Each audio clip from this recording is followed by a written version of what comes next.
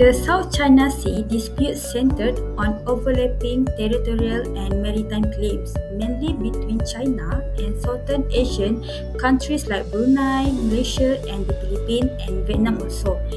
At stake are valuable oil and gas reserves, rich fishing grounds, and control over one of the world's busiest trade routes. China's controversial 9-dash line overlaps with several nations' inclusive economic zone, intensifying regional tension. This strategic sea links the Pacific and Indian Ocean, making it crucial for naval power and global commerce. The dispute has led to increased militarization and diplomatic strain. Meanwhile, Kuala Lumpur stands out as a key geopolitical and economic player in Southern Asia, acting as a central hub for trade, finance, and Asian cooperation.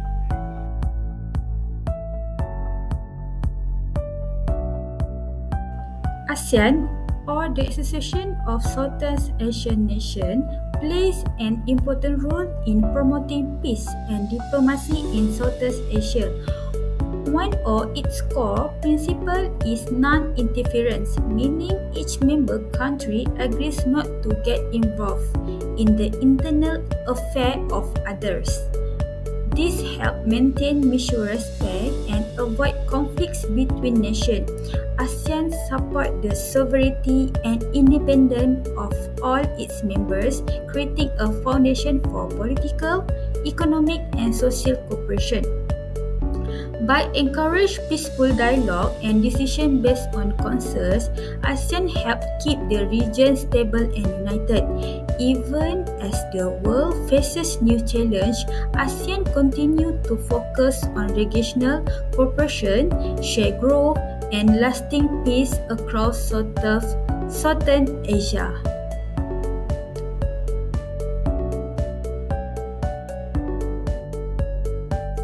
ASEAN strategy emphasizes strong diplomacy with the ASEAN Regional Forum (ARF) and East Asia Summit (EAS) being key forums. The ARF promotes discussions on security and political issues in the Asia-Pacific, involving major powers like the US, China, Russia, and Japan.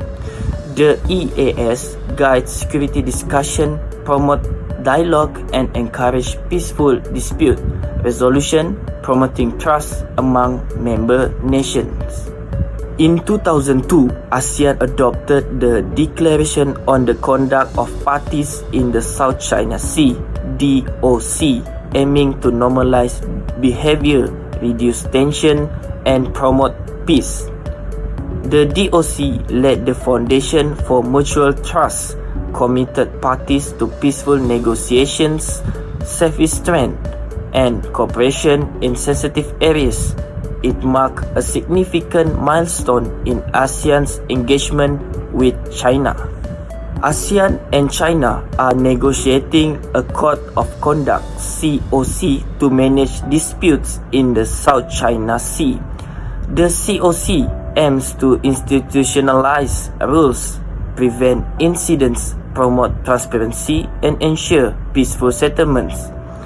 Despite challenges like differing national interests, China's calculations, and complex territorial claims, the pursuit of the COC remains important for ASEAN's stability and diplomatic credibility.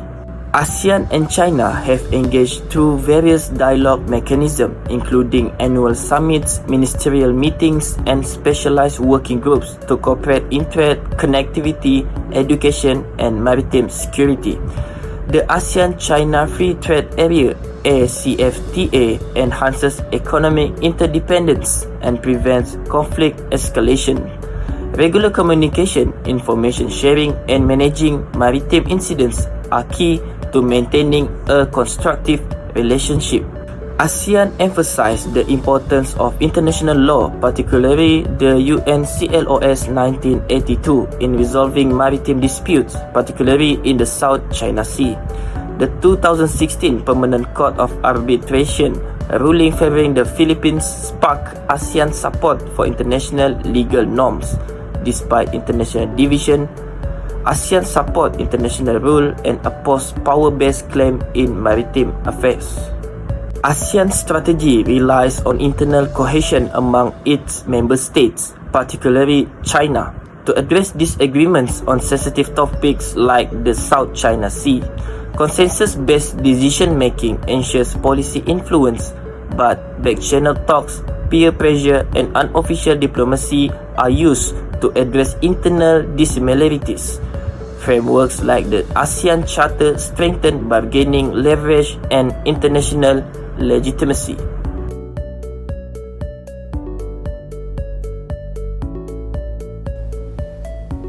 First, ASEAN has 10 different countries, each with its own government, economy, and goals. Because of this, it is hard for them to agree and take strong action together, especially on important issues like safety and peace in the region. Second, countries like the US and China have strong influence in this region. They often deal with the Asian country one by one, not as a group. This makes harder for ASEAN to stay united and show leadership. Third, China is becoming more powerful in the South China Sea. Some Asian countries support China, while others don't. This creates more division and makes it hard for ASEAN to protect peace and follow international laws together. Lastly, ASEAN takes a long time to make decisions because it wants all the countries to agree, but this slows down action and makes it hard to deal with the urgent problems quickly. First, ASEAN has helped keep peace in the region since it started in 1967. The countries choose to talk, not fight. They respect each other's independence. This has helped the region grow and stay stable. Second, ASEAN is a good place for countries to talk. It brings together big powers like China, US, Japan, and Europe in the meetings such as the ASEAN Regions Forums and the East ASEAN Summit. Those talks cover trade, politics, and security. However, some actions are more symbolic than practical. For example, the 5-point plan on Myanmar in 2021 was mostly ignored. ASEAN does not have strong power to enforce decisions and often choose easy solutions. This makes people lose trust.